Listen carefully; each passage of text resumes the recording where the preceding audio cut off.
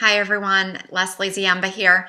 I just wanted to make a quick video because I had a friend of mine whose wife died from breast cancer a few weeks ago, and she had been battling cancer for about a year, and they had 4 children. And it's a really sad thing because I had to ask the question over and over, what is the lesson in a child losing his mommy, or in a dad having to raise 4 children on his own? And, I don't know the answer to these questions, but one thing that dawned on me was when I was asking, what are the lessons?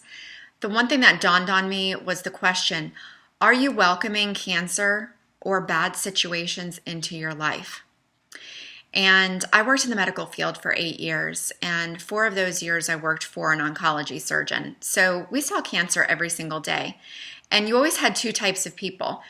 You had the people that took it in stride, that said, okay, I've got cancer. What do I do? What's the solution? They went about their daily routines. They didn't put up this big to-do. They didn't dwell on the C word. They didn't pay much attention to it. They didn't put it all over Facebook.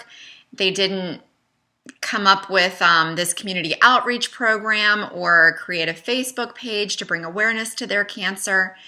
So then you had the other group, and the ones that constantly put it out there. I have cancer.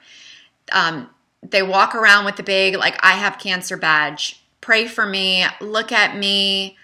Don't you know I have cancer? And now granted, there are some people that maybe they're not as flamboyant or whiny as that. But that's usually the ones that struggle the most. And I remember when I was working for the oncology surgeon, we had 2 patients at the same time, and both were prime example because we had one guy who was diagnosed with cancer, and he was like, okay, let me call my wife. What do we do? What's the next step? And he always came in with a smile on his face, and he was happy, and he beat it. I mean, he had no issues. He was cancer-free in no time. And then we had another patient who, when we told her that she had cancer, she looked at us like we had just stolen her wallet, like we did it to her. She was so angry. And every time she would call for an appointment, it would always be a hassle. And I mean, even to the point that she wanted us to schedule her when the doctor had OR hours. And she was just ridiculous. And she struggled so much during this time. So when you bring the negative attention to your life, all you do is create more negative energy within your body. And that's where cancer breeds. So if you constantly talk about cancer, then guess what? The cancer is always going to be there, or you're going to be miserable, or it's going to kill you. And my stepmom had cancer twice. She's had breast cancer. And the second time was just earlier this year. And, she always has a smile on her face, and she was very positive. She never put anything on Facebook. Nobody ever knew anything. She ended up having to have no drugs and is cancer-free. So she had no hair loss, nothing, and she's fine now.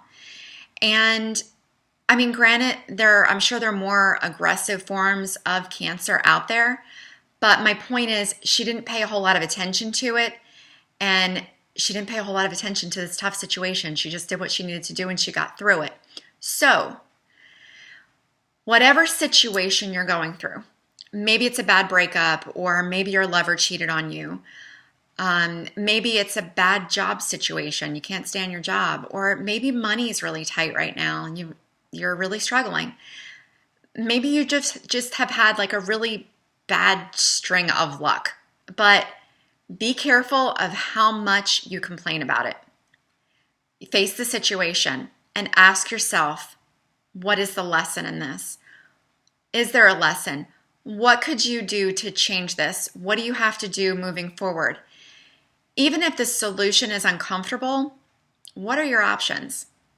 You can learn to think positively and plan for your future, or you can wallow in misery and ask everybody to join your pity party. So the choice is yours. But I can tell you that you're probably going to be much happier with the first choice. Choosing positive, looking at the future, planning for the future, moving forward. So I hope you have an amazing day, and if you'd like to know more about the law of attraction or about how to bring more positivity into your life, please make sure to check out our video below, and our link below this video. Hope you have a great day.